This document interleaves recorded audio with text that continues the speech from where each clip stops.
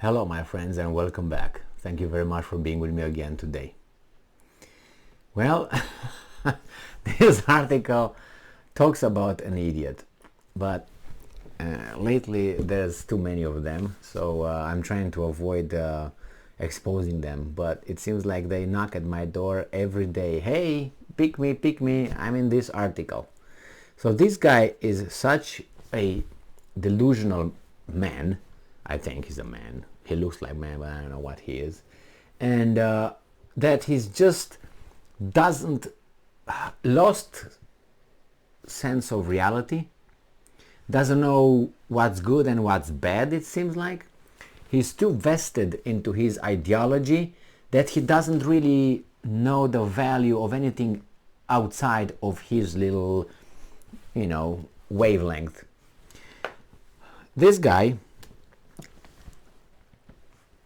let's start with this. It's coming. This article is come by Associated Press, and it's from today, October 11th. This is the title: Weather Chief. So chief of the weather.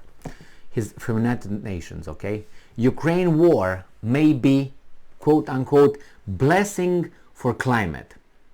Okay. Did you hear that?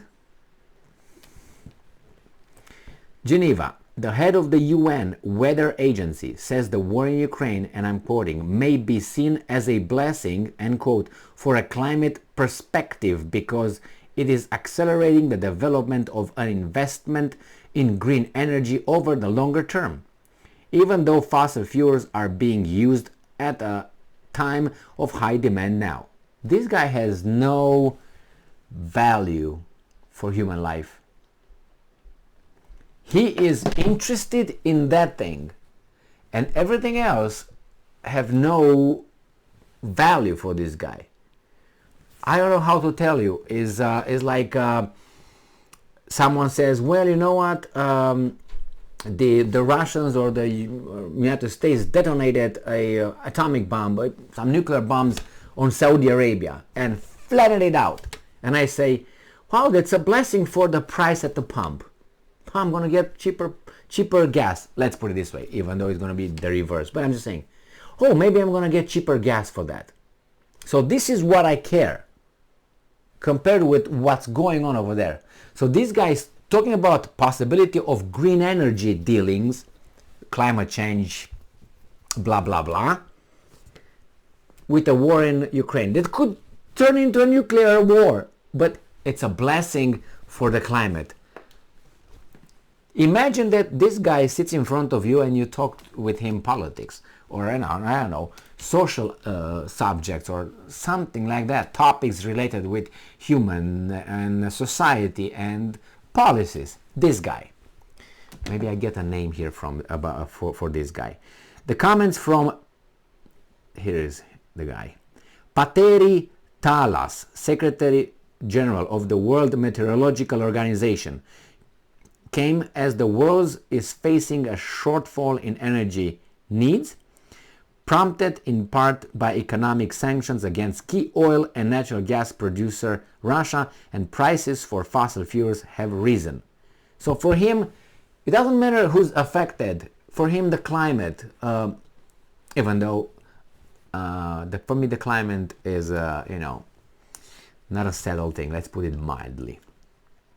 That has led some countries to turn quickly to alternatives like coal, but rising prices for carbon spewing fuels like oil, gas and coal have also made higher price renewable alternatives like coal, higher price renewable energy like solar, wind and hydrothermal more competitive in the energy marketplace.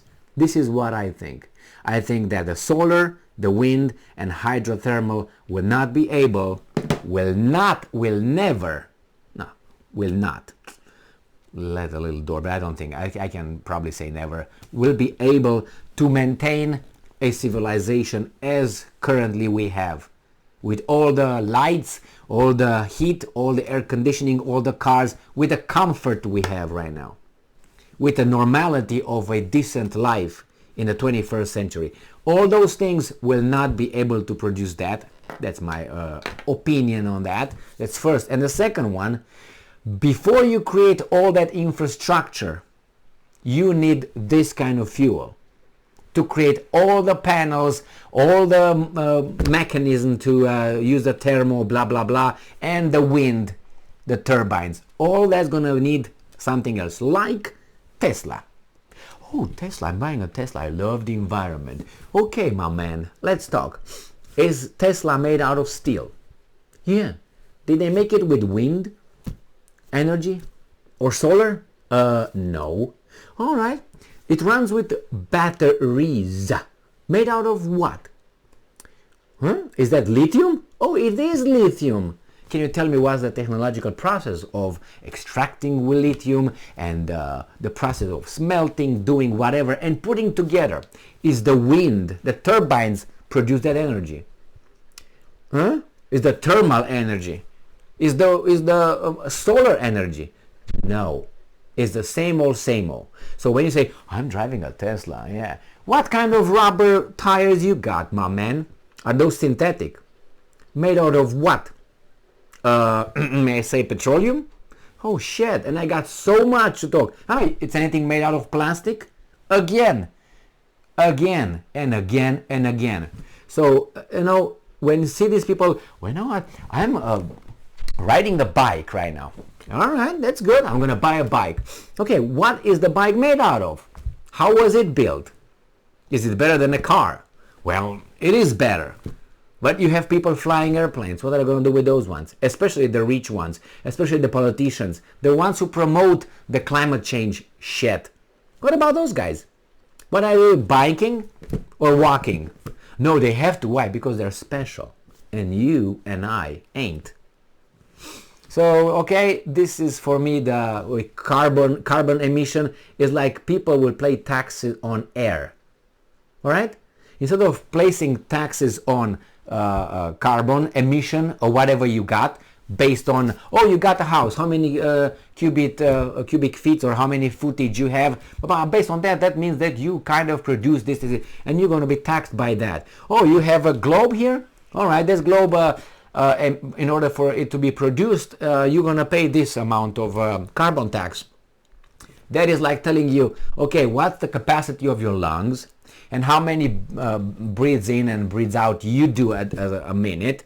And then I calculate how much CO2 you emanate and how much air, right, oxygen you get inside with everything else, like air. And I will tax the air that you use and the CO2 that you eliminate. I mean, I can think of many bullshit like this, okay? So this is the carbon emission. How about taxing the air we use? Why not? And then we're going to do like, they're going to put masks and all kind of shit that we can, I don't want to be like that. For what? For what? For the climate change? This thing is going to go down anyway, sooner or later. Don't tell me, oh, we do this for the next generations. Really? Is that what it is? Okay. When I see you doing that first, then you convince me doing it. When you don't do it, no. You still Mr. Kerry? Mr. Kerry, hey, hello. Former Secretary of State, mofo. Are you still going with private jet? Yeah, then don't talk to me about it. Okay, hey, Gore, the same way? Don't talk to me about the global warming and saving the planet when you do that and you're driven with your big fucking SUVs all over the place with 50 cars one after another, SUVs. Don't talk to me about that. Hey, do you have air conditioning at your house? Don't talk to me about it. What kind of shoes you got? Leather shoes? Oh my God, I'm going to call PETA on you. Oh, you got plastic?